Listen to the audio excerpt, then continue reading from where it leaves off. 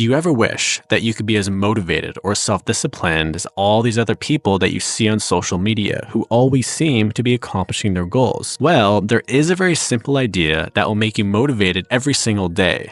And no, it's not some little mindset like being grateful or waking up early. This idea is real, and millionaires and athletes and high achievers have been using it for years to accomplish their goals. And I'm going to tell you what it is by sharing with you a very inspirational story. This is Dave. Dave is an 18-year-old boy who is in his final year of high school. David had a pretty difficult life growing up, where he lived with his father and his little sister. His mother passed away of cancer from a very early age. David's father had to work very hard in order to provide for the family, and the only time David got to see him was for like 15 minutes when he picked him up from school, because soon after that, he had to start a second job. David found himself wanting to hang out with the older kids at his school because he saw them as the father figure that he didn't have. But unfortunately, they would pressure him to do bad things like steal candy or steal cigarettes, and they would encourage him to skip school and party with them instead. His life was slowly heading in the wrong direction. But one night, after David had been out at a party, he came home to see two police cars in his driveway. As David walked to his house, he noticed that the main window was broken. He walked inside and saw two policemen talking to his little sister, who was crying. "Are you David?" the policeman said.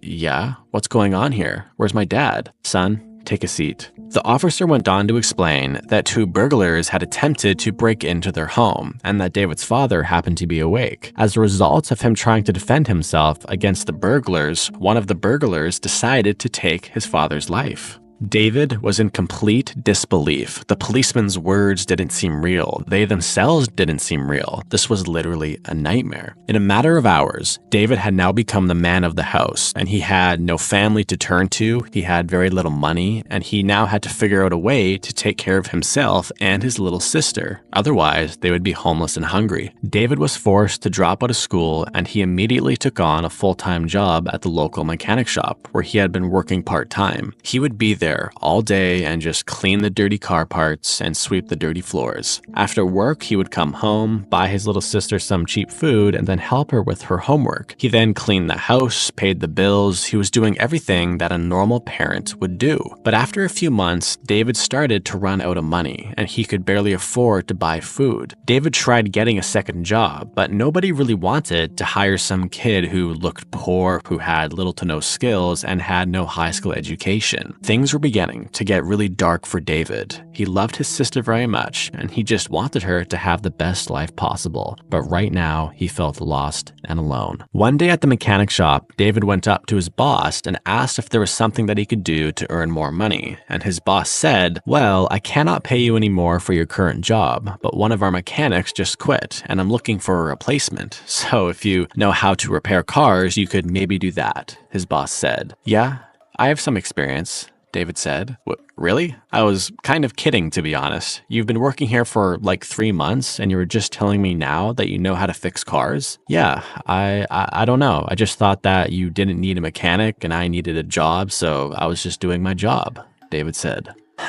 Okay. Well, in 3 weeks, I'm putting 3 potential new mechanics through a test to see who can repair the same broken engine the quickest. And I don't see why you couldn't be the 4th mechanic. How does that sound? That sounds great. Thanks. Okay, well, if you need to brush up on your mechanic skills, you can read this book. It's basically the all-knowing guide to engine repair. And just so you know, this new job pays a lot more than your current job now. Later in the night, after his sister was all taken care of, David got out this massive book, and he thought to himself, if I can memorize every single thing in this book, maybe I can win this competition. Getting this job meant keeping himself and his little sister alive, and not getting the job meant being homeless and hungry. The stakes were very high. So for the next 3 weeks, David was glued to this book, and he read every single word 4 to 5 times, and he would close his eyes and pretend that he was putting together the parts parts that he was reading about, and he would visualize the problems to look out for and visualize how to solve them. Because he did not have any real car parts to practice on, he started to pay really close attention to the car parts that he would clean at his work. He would focus on the feeling of the metal in between his hands, and he would study every groove and every angle, and he would analyze where all the parts would fit together.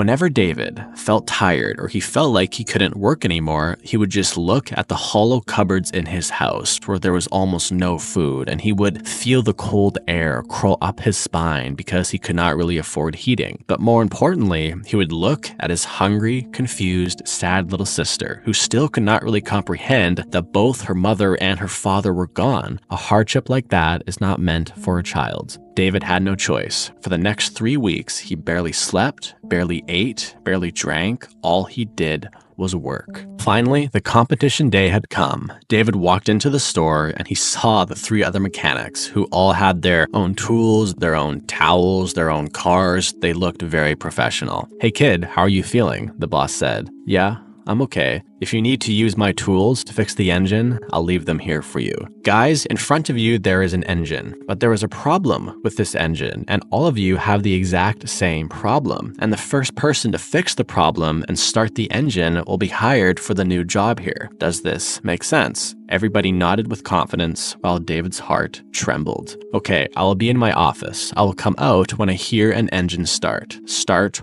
working right now." The 3 other mechanics all started to work right away. David could hear the tools clanking against the cold hard metal of the engine, and he could hear the grunts of the other men, and he could see the sweat coming down from their face. But David just looked at his engine for a moment, simply studying it. He could still see the sections in his book that talked about the most common problems in an engine, so he just slowly and systematically worked his way down the mental list. In the corner of his eye, he noticed that his boss was staring at him. As he worked on the engine, images of his little sister popped into his head. He can still remember very clearly coming home and seeing the cop cars and seeing the shock and fear on his little sister's face. She was his motivation. After some time, David had fixed a few of the basic problems and even some of the more advanced problems, but for some reason, it still would not start, and he could not really figure out why. As his hand came up to his face to wipe the sweat off his head, he noticed that his hand was really dirty, like really dirty, to the point of it being a little bit strange. He looked at where his hand was laying on the engine, and he noticed that it was on something called the fuel filter. Then instantly, he remembered a headline in his book called "Why a Clogged Fuel Filter Will Ruin Your Car." The filter is clogged. That's it. That's why it's not starting, David thought to himself. He frantically started to clean the filter, going as fast as he could. He could even feel a smile growing on his face while he was doing it, because he knew that once he did this, that the car would start. Every time that his heart would beat, the smile on his face became a little bigger and bigger. He was about to do the impossible. But then, he heard it. The other mechanic's engine had started. The boss came out, shook the other mechanic's hand, and said, "Well done. Come into my office and let's have a chat. David, could you please clean everything up here?" In 5 short seconds, David's heart had shattered into pieces. As he started to clean everything up, tears filled his eyes. All the work he put in and all the pain that he went through was all for nothing. What am I going to do now? How am I going to provide for my sister? What about the rent and the heating? What am I going to do for the winter? Thoughts like this were racing through David's head. A few hours later, after the winning mechanic had signed the contract to work there, the boss called David into the office. "So, I looked at your engine. You almost had it, eh? You just didn't clean the fuel filter in time." "Yeah." Being fast is a really important trait as a mechanic. People want their cars fixed quickly. "Yeah, I get that." You know, when you said you wanted to become the 4th mechanic here, I actually did a little bit of research into you, and I read what happened to you and your family in the newspaper, and I'm very sorry for what happened. David said nothing. "David, I'm going to ask you a question, and I want you to be really honest with me, okay?" Okay. "Did you lie to me when you said you knew how to fix cars?" David looked down for a moment. No." His boss just stared at him. "Yes, I lied." "Okay, so I'm guessing you lied to me because you really wanted the job because of the extra money in order to take care of yourself and your little sister. Is this true?" Yes. So your solution was to just say you knew how to fix cars, and then luckily I gave you my book, and then you studied it, and then you came in here to compete against the real mechanics. Yes. Wow, that is very bold of you, and really impressive that you actually managed to fix a car engine with little to no real experience. You must be a really fast learner. Well, I was pretty familiar with all the car parts. I mean, I clean them all day, every day. And you're modest. That is a really good trait. Sir, with all due respect, why are we talking about this? I lost. I saw the other mechanic sign the contract to work here. What's there to talk about? Yes, you did technically lose, and there's no way I will hire a mechanic with little to no real experience. David looked down, his heart still in pieces.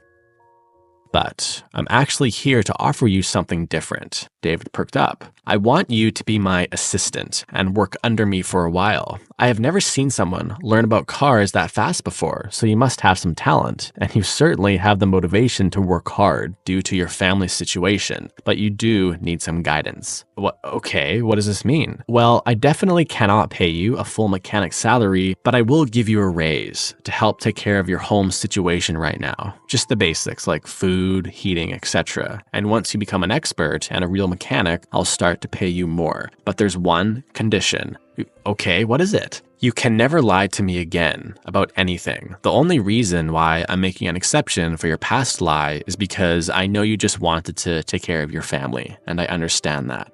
So, do we have a deal? Yes, I'll never lie again. I'll be the hardest worker. I'll do anything you want me to do. Okay, great. Well, show up every day at 6 a.m. and be ready to work really hard. And from that point on, David became obsessed with cars. Whenever he was not taking care of his sister, he would be reading books about cars. He would talk to other mechanics, go to car conventions. This was the thing that gave him and his little sister a real shot at life. After 6 months, David had become one of the head mechanics at the shop, outperforming all the senior mechanics. Then fast forward another 6 months, and he had become one of the most skilled mechanics in the city because he was so desperate and eager to learn more and more that nobody could keep up with him. In 1519, there was a man named Hernan Cortez who set out on a mission to take over an island with 500 of his men. When they got to the island, they faced other people who did not want them to be there. Cortez then ordered his men to burn the boats that they came in on, so there was no option to retreat. The only options were either to live or to die. Oftentimes, when it comes down to life or death situations, people discover an inner drive and new skills that they never knew they had. David was forced into a situation where he had to either sink or swim. He had to figure out a way to either provide for his family or to be homeless and hungry, which is pretty much like life or death. If you are watching this video and you have an inclination to start your own business or to have a certain type of body, you might have to implement this burn the boats concept. Burning the boats for you could be quitting your job, then figuring out a way to pay your bills on your own, or maybe it's moving out of your parents' house and then refusing to take financial assistance from your parents or your friends. Maybe it's giving your friend $5,000 and then saying to him, if I don't have a six-pack in 8 months, you can keep